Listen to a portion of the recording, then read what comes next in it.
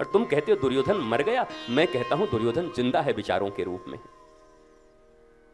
बहुत रावण जला दिए तुमने, मैं आज तक समझ न पाया कि जलाने वाला रावण है या जलने वाला रावण है। विचार करना, देखना, कहीं जो तीर धनुष मार के अभी जला रहा है उसके भीतर तो रावण नहीं बैठा, वो रावण तो मर गया। अब बचा क्या उसके भीतर? पटाखे, लकड़ियां, कागज, कपड़े। रावण तो तुम्हारे भीतर जिंदा है, हमारे भीतर जिंदा है। मोह हमारे भीतर जिंदा है। वेद शास्त्र सब जानते हुए भी जानकी और शांति का हरण हम और तुम कर रहे हैं।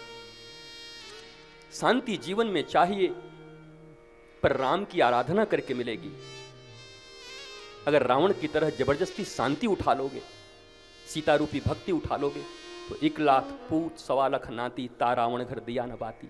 शांति तो रहेगी नहीं, खानदान सहित मारे जाओगे। शांति छीनी नहीं जाती, सुख समृद्धि लूटे नहीं जाते, भक्ति लूट के नहीं लाई जाती। बिनु विश्वास भक्ति नहीं, तेहि बिन द्रवहीन राम। राम कृपा बिन सपने हो, जीवन लह विश्राम। बिनु विश्वास भक्ति नहीं।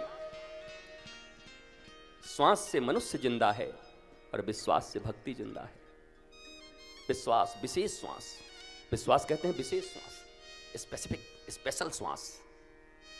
वो जब हो तुम्हारे भीतर, तो राम की रामाज्ञा तुम्हारे भीतर प्रवाहित हो सकती है।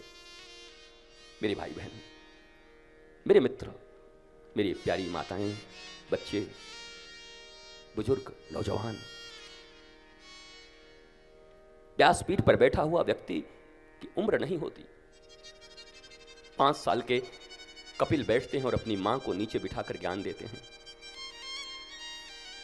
5 साल का कपिल गुरु है और उनकी मां उनकी शिष्या है। भारत केवल उम्र से वृद्धता को नहीं मानता, भारत ज्ञान वृद्धता को मानता है। ज्ञान कितना है?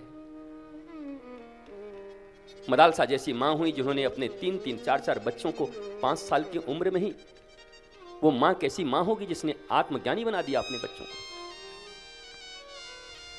इसलिए भक्ति तो होगी मां 7 दिनों में यहां पर ये पक्की बात है।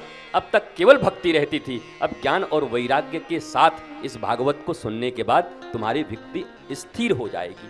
भक्ति रखने के अच्छे सूटकेस भी चाहिए, भक्ति रखने के लिए एक तिजोरी चाहिए, नहीं तो भक्ति आएगी और चली जाएगी। जब कथा सुनते हैं तो भक्ति आ जाती है, और उधर जाकर के लड़ाई होता है तो भक्ति चली जाती है। जब स्मशान घाट जाते हैं तो सब कहते हैं क्या रखा है, एक दिन आए हैं एक दिन चले जाएंगे, कोई किसी का नहीं है, सबको एक दिन जाना है। और वहीं पे गुटखा निकाल करके मुंह में डालना है स्मशान घाट में, और वहीं पर फोन आ जाए तो लड़ाई कर लेना है। 35 रुपए में कैसे दे दे? 35 रुपए 75 पैसा तो हमारा ही लगा हुआ है, हम क्या 75 पैसा घाटा कर ले? और अभी क्या कह रहे थे? क्या रखा है, एक दिन चले जाना है, कुछ नहीं रखा है, सबको जाना है। क्या लाया था जो लेके जाएगा? वाह रे गीता के सार। 2 मिनट की भक्ति तुम्हारे भीतर आ गई है। इसको कहते हैं मरकट वैराग्य। मरकट वैराग्य कहते हैं, स्मशान वैराग्य। ऐसे वैराग्य और भक्ति तो रोज मिलते हैं, पर टिकता क्यों नहीं है? और जो चीज टिकती नहीं है वो तुम्हारे जीवन में कभी स्पष्ट टिकाऊ शांति भी नहीं ला सकती। कुछ देर के लिए हंसोगे फिर रोगे, फिर हंसोगे फिर रोगे। क्या ये चाहते हो? कभी एक ऐसे संबुद्ध सदगुरु से मिलो, कभी एक बार ऐसी संबुद्धता के साथ कथा को सुनो, कभी एक बार अपने हृदय दान करके गुरु के समक्ष बैठ करके कि हे गुरुदेव, भक्ति आती चली जाती, आती चली जाती, आती चली जाती, जैसा संग करती हूँ ऐसा रंग चढ़ जाता है, अब तो आप ऐसा बना दो, कबीर दास की कारी कमरिया चढ़ो न दूजो रंग। अब तो ऐसा कंबल दे दो कि चाहे दुनिया में किसी का संग हो, किसी का तरंग हो, पर रंग मेरे ऊपर रहे तो केवल श्याम सुंदर का रहे, केवल राम का रंग चढ़ा रहे, दूसरा रंग मुझ पर नहीं चढ़ना चाहिए। क्यों नहीं अपने गुरु से ये मांग लेते हो कि मुझे वो कंबल दे दो, भक्ति की वो काली कंबल दे दो? अब भक्ति की काली कंबल ले लो, चाहे कोई संग हो, किसी के साथ रहो। विभीषण था रावण के संग, कोई फर्क पड़ा उसको?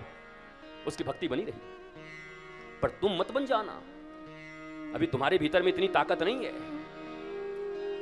नहीं तो कैकेयी जैसी मां जो राम को अपने वक्षस्थलों से दूध पिलाती थी, 1.5 मिनट तक केवल मंथरा ने बरगलाया, 1.5 मिनट में उस कैकेयी की बुद्धि को खराब कर दिया। बताओ, वो कैकेयी, राम अपनी मां के पास सोने नहीं जाते थे, कौशल्या के पास। राम बड़े हुए तो कैकेयी का दूध पीकर बड़े हुए। तुम्हें जानकर आश्चर्य होगा, रामायण पढ़ो, भगवान राम ने माता कौशल्या का दूध कभी नहीं पिया, भगवान राम ने सदा कैकेयी का दूध पिया। जो कैकेयी भरत से भी ज्यादा राम को अपने हृदय का टुकड़ा मानती थी, पर एक मंथरा जीवन में मिली और ऐसा बना दिया उस कैकेयी को कि राम का वनवास, पति का स्वर्गवास, और बेटा मां कहने से इनकार कर दिया। 1.5 मिनट की संगति इतनी बुरी। मेरे प्यारे भाई बहन, मेरे बच्चों,